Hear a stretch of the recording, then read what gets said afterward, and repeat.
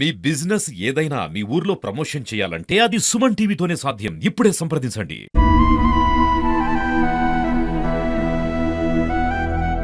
500 నుంచి 600 మంది క్యాండిడేట్లు ఇక్కడ చదువుకునే పరిస్థితి ఉంటుంది. కడియాక్ పరిస్థితి బాబు కింద పడిపోయి కుట్టాడు. అతను సార్ ఇట్లా నేను పోతా సార్ అని ఇట్లా పేరెంట్స్కి ఫోన్ అంటే వాళ్ళు ఏం లేరు.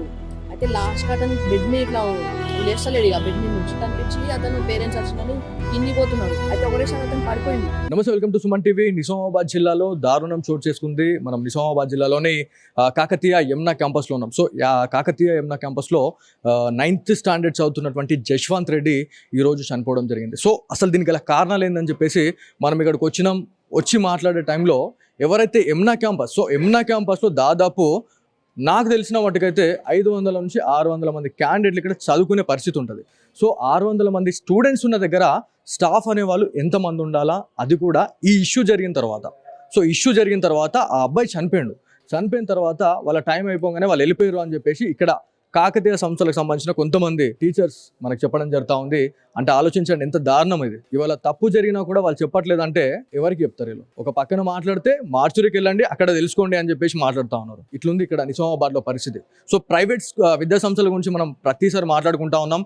ఏదైతే ర్యాంక్స్ కోసం స్టూడెంట్స్ని చాలా వరకు పీడిస్తూ ఉన్నారు, హింసలు చేస్తూ ఉన్నారు. వాళ్ళకు ర్యాంక్సే కావాలా, పిల్లలు ఏం చదువుతూ ఉన్నారు, ఏం చదువుతూ ఉన్నారు, ఏం చేస్తున్నారు అనేది సెకండరీ. మాకు ర్యాంక్స్ కావాలా, ర్యాంక్స్ అనేవి మనం బోర్డుల పైన తగిలించుకోవడానికి మాకు ప్రతిదీ కూడా కావాలన్నట్టుగా వ్యవహరిస్తూ ఉన్నారు కొంతమంది. సో ఇక్కడ దాదాపు ఇంకోటి ఏంటంటే, ఇదే క్యాంపస్లో స్టూడెంట్స్తో కూడా మనం మాట్లాడడం. స్టూడెంట్స్ గురించి మాట్లాడితే దాదాపు 1 వీక్ నుంచి జశ్వంత్ రెడ్డికి ఫీవర్ వచ్చింది, వాంతులు విరోచనాలు జరిగినాయి అని చెప్పేసి మనకు తెలుస్తూ ఉంది. సో ఇదంతా తెలిసిన తర్వాత కూడా ఎవరైతే వార్డెన్ కావచ్చు, ఇంత పెద్ద హాస్టల్లో ఎంతమంది వార్డెన్స్ ఉంటారు అనేది కూడా మనకు లెక్కలేదు. అంటే ఇంతమంది ఉంటారు, దాదాపు 4-5 క్యాంపస్లు ఉన్నాయి. వేల మంది చదువుకునే దగ్గర ఇవాళ ఒక జశ్వంత్ రెడ్డి అనే క్యాండిడేట్, ఒక స్టూడెంట్ చనిపోవడం అనేది చాలా పెద్ద విషయం. అంటే 1 వీక్లో కూడా ఇదంతా జరిగినా కూడా ఎవరైతే మనకి జశ్వంత్ రెడ్డికి సంబంధించిన కుటుంబీకులకు వాళ్ళు ఇన్ఫార్మ్ చేయలేరు అంటే ఒకసారి ఆలోచించండి. అంటే ఫుడ్ పాయిజన్ ఏమైనా జరిగిందా, లేకపోతే ఇంకేమైనా జరిగిందా అనేది కూడా మనకి ఫోరెన్సిక్ రిపోర్ట్స్ వచ్చిన తర్వాతే, పోస్ట్ మార్టం రిపోర్ట్స్ వచ్చిన తర్వాతనే మనకి తెలిసే అవకాశం ఉంటుందని మనకి పోలీస్ అధికారులు చెప్పడం జరుగుతూ ఉంది. సో ఏదేమైనప్పటికీ ఒక ఇన్సిడెంట్, ఒక జ్వరం వస్తే వాళ్ళు చెప్పే బాధ్యత వాళ్ళది. వాళ్ళు చెప్పకుండా ఇవన్నీ దాచిపెడుతూ ఉన్నారు అంటే ఇట్లాంటి ఇంకెన్ని జరుగుతూ ఉన్నాయి లోపల ఎన్ని జరుగుతూ ఉన్నాయి అనేది ఒక చాలా పెద్ద క్వశ్చన్ మార్క్ ఉంది. ఎవరైతే ఇక్కడ ఉన్న మేనేజ్మెంట్కి మనం అడిగితే మాకు సంబంధం లేదని చెప్పి మాట్లాడుతున్నారు. అంటే సంబంధం లేదని మాట్లాడుతున్నారంటే ఒకసారి ఆలోచించండి, ఎంత దౌర్భాగ్య పరిస్థితిలో ఇవాళ ఈ విద్యా సంస్థలు ఉన్నాయనేది మనం గుర్తు తెచ్చుకోవాలి ఒకసారి. ఎవరైతే జశ్వంత్ రెడ్డికి సంబంధించి 1 వీక్ నుంచి చాలా వరకు కూడా సిగ్గా ఉన్నాడు, ఫైనల్గా ఇవాళ లేవలేని పరిస్థితిలో ఉన్న జశ్వంత్ రెడ్డిని చూసిన వార్డెనా లేకపోతే సార్సా, వాళ్ళు ఎవరైతే జశ్వంత్ రెడ్డికి సంబంధించిన తల్లిదండ్రులకైతే కాల్ చేసినా వెంటనే వాళ్ళు వచ్చిన తర్వాత తల్లిదండ్రులు వచ్చిర్రు అనే సంతోషంతో ఆయన లేచిండా లేవలేదా అనేది మనకు తెలియదు. కాకపోతే మెట్ల మీద నుంచి వచ్చేటప్పుడే కుప్పకూలి కింద పడిపోయిండు అనేది మనకు తెలుస్తూ ఉంది. కుప్ప కూలిపోయిండు అంటే తను చనిపోయిండు. హాస్పిటల్కి వెళ్ళి చెకప్ చేపిద్దాం అసలు ఏమైంది అని చెప్పేసి అక్కడి వరకు తీసుకెళ్లే టైంలోనే తను చనిపోయిండు అనేది తెలుస్తూ ఉంది. అంటే ఒక్కసారి ఆలోచించండి, ఎంత దయనీయ పరిస్థితిలో ఉంది అసలు ఈ విద్యా సంస్థ. జాలి లేదు, దయ లేదు, కరుణ లేదు. ఒక మనిషి చచ్చిపోతున్నాడంటే కూడా ఇన్ఫార్మ్ చేయలేకపోయారు అంటే ఆలోచించండి, ఎంతమంది ఉన్నారండి స్టాఫ్ ఇక్కడ, చెప్పేవాళ్ళు లేరు. ఇక్కడ వేల మంది చదువుకునే స్టూడెంట్స్కి వల్ల ఎంతమంది ఉన్నారు ఇక్కడ వచ్చినాక సమాధానాలు ఎట్లా చెప్తున్నారంటే, పోలీస్ డిపార్ట్మెంట్కి అడుక్కోండి, 4th డౌన్లో కేసు రిజిస్టర్ అయింది, ఆడికి పోయి తెలుసుకోరు, ఆడికి పోయి మీరు అడుగురి అంటే మీరు ఏం చేస్తున్నారు? ఏడుండి ఎవరిని అడుగుతారు? మేనేజ్మెంట్కి అడగకుండా. ఒక్కసారి ఆలోచించండి. ర్యాంక్ల కోసం పిల్లల్ని చాలా వరకు ఇబ్బంది పెడతా ఉన్నారు. ఒకే ఒక కొడుకు జశ్వంత్ రెడ్డి, ఎవరైతే మనకి 2 దంపతులకి జశ్వంత్ రెడ్డి ఒకే ఒక కొడుకు, బోధనకి సంబంధించిన వాళ్ళుగా మనకు తెలుస్తూ ఉంది. ఇదంతా కూడా తెలిసిన తర్వాత శ్రీనివాస్ రెడ్డి చాలా వరకు కూడా ఇవన్నీ ఒత్తేసే ప్రయత్నం చేసే టైంలో సెటిల్మెంట్స్ కూడా జరిగినాయని చెప్పేసి మనకు తెలుస్తూ ఉంది. సెటిల్మెంట్ ఎంత అయింది, ఏం కథ అనేది పక్కన పెడితే, నాకున్న ఒక్కగానొక్క కొడుకు ఇవాళ మిస్ అయిపోయాడు, నాకు తిరుగురాని రోగాలకు వెళ్ళిపోయాడు, నేను ఇవన్నీ తీసుకొని నేను ఏం చేసుకోవాలని చెప్పేసి కూడా తను తిరస్కరించిండు అనేది తెలుస్తూ ఉంది. సో చూద్దాం, తల్లిదండ్రులతో కూడా మాట్లాడదాం. సో ఇవాళ పోస్ట్ మార్టం అయిపోయింది, మనం వెళ్ళడానికి అయితే వాళ్ళు మిస్ అయిపోయారు, మనం వెళ్ళిన తర్వాత చూద్దాం. సో ఇక్కడ మీరంతా ఇప్పుడు స్టాఫేనా అండి? మీరంతా స్టాఫేనా అండి? మీరు ఏం చేస్తారు ఇక్కడ? టీచింగేనా? టీచింగ్. ఓకే, మీరంతా ఏం జరిగిందనే దానిపైన మన ఐడియా ఉందా అండి మీకు? కార్డియాక్ అరెస్ట్ అయింది, బాబు కింద పడిపోయిండు కుప్పకూలి. కార్డియాక్ అరెస్ట్ తోని కార్డియాక్ అరెస్ట్ అయింది, కప్పున కూలిపడ్డాడు, ఓకే. అంత మాత్రం తెలుసుకున్నాం. ఒక్కొక్క సమాధానం చెప్తాం, పొంతన లేని సమాధానాలు చెప్తా ఉన్నారు. పిల్లలు కరిగితే పిల్లలు అయితే 100% ఆబ్వియస్లీ వాళ్ళు అబద్ధం చెప్పరు, వాళ్ళు ఒకటే చెప్తా ఉన్నారు. దాదాపు 1 వీక్ నుంచి జశ్వంత్ రెడ్డి అవస్థ పడతా ఉంటే కూడా వార్డెన్ కావచ్చు, ఈ మేనేజ్మెంట్ ఎవరు కూడా వాళ్ళ పేరెంట్స్కి అయితే కాల్ చేయలేదు. కాల్ చేసి ఒక్క మాట కూడా వాళ్ళు ఇన్ఫార్మ్ చేయలేదు అని చెప్తా ఉన్నారు. ఒకవేళ చేసుంటే జశ్వంత్ రెడ్డి వల్ల బతికేవాడు 100%. ఇదైతే ఫస్ట్ డేనే మనకేమన్నా ఇట్లా జరుగుతుంది, ఆయనకి సిక్లో ఉన్నాడు అని చెప్పేసి అని అంటే ఖచ్చితంగా ఆయన తీసుకొని పోయి ఏదో ఒకటి చేసేవాళ్ళు, ఏదో ఒకటి అయిపోతూ ఉండే. ఇవాళ బతికే ఉంటుండే జశ్వంత్ రెడ్డి. ఇవాళ వాళ్ళు చేసిన తప్పిదం అంటే మరి వాళ్ళు ఏమనుకుంటున్నారు అనేది ఇక వాళ్ళకే తెలియాలి. ఇంత దాచిపెట్టడానికి గల కారణాలు ఏంటంటే ఫుడ్ పాయిజన్ ఏమైనా అయిందా, లేకపోతే ఇంకేమన్నా అయిందా, ఎన్నో క్వశ్చన్ మార్క్స్ వస్తూ ఉన్నాయి. ఇక్కడ మేనేజ్మెంట్ ఇవాళ ఎంత వరస్ట్ ఉందంటే వాళ్ళు చెప్పలేని పరిస్థితులు ఉన్నారండి. సో చూద్దాం ఎట్లాంటి రిజల్ట్ వస్తుంది. నిజామాబాద్ జిల్లా కలెక్టర్, అదేవిధంగా డిఓ స్థాయి అధికారులు ఎవరైతే మనకి ఎంఈఓ ఇన్స్పెక్షన్ కూడా జరగడం జరిగింది.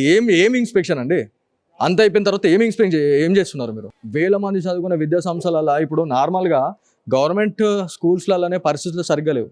ఇట్లాంటి దగ్గర మీరు చర్యలు తీసుకుంటారంటే ఈడ కూడా అంతే ఉన్నది కదా పరిస్థితి.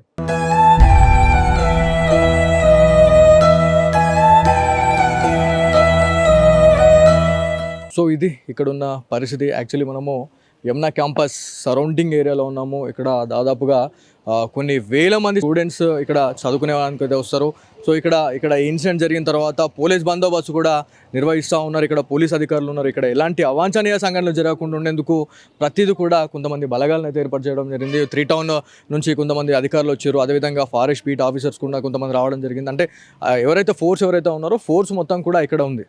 సో ఇక్కడ జరిగిన ఇన్సిడెంట్ ఒకటైతే, ఇక్కడ ఇంకోటి ఏంటంటే మనం ప్రశ్నించేందుకు రావద్దు, అదేవిధంగా ఉన్నది చెప్పనీకైతే రావద్దు. ఒకవేళ చెప్పడానికి వస్తే మాత్రం గేట్లు పెట్టేయాలా, బయటకు నూకేయాలా అనేది వీళ్ళది అంతా మోటో. సో అంటే ఇట్లాంటి ఇన్సిడెంట్లు జరుగుతున్నా కూడా ఇవాళ నిజామాబాద్లో అధికారులు అసలు ఎందుకు నిమ్మకు నీరెత్తినట్టు వ్యవహరిస్తున్నారు అనేది చాలా పెద్ద బిగ్ క్వశ్చన్ మార్క్ ఉంది. సో ఎలాంటి అవాంఛనీయ సంఘటనలు జరగకుండా ఉండేందుకైతే పూర్తిగా పోలీస్ అధికారులు ఉన్నారు ఇక్కడ.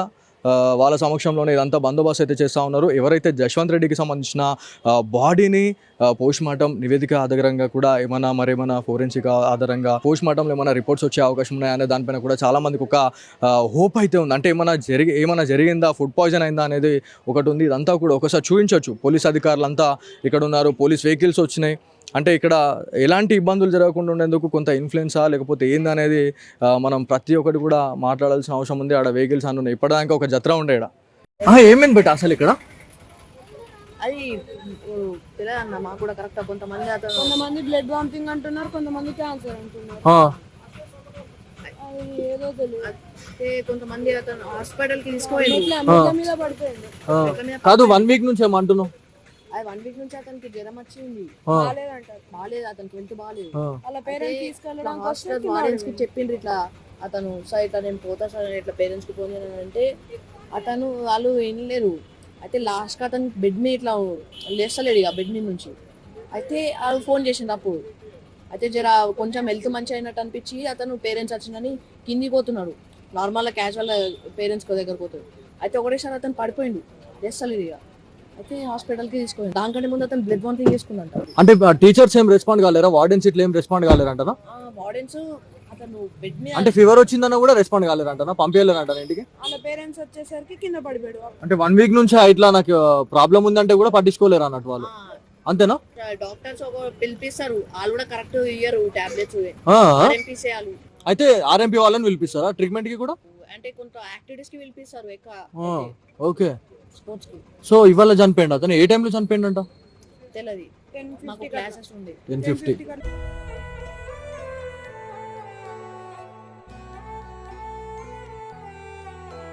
సో ఇది మొత్తానికి నిజామాబాద్లో ప్రైవేట్ విద్యా సంస్థల అరాచకం అనే చెప్పుకోవాలి. సో ఇది ఇక్కడ ఉన్న తాజా పరిస్థితి. కెమెరా పర్సన్ కార్తిక్తో బాలు, సుమన్ టీవీ, నిజామాబాద్ నుంచి.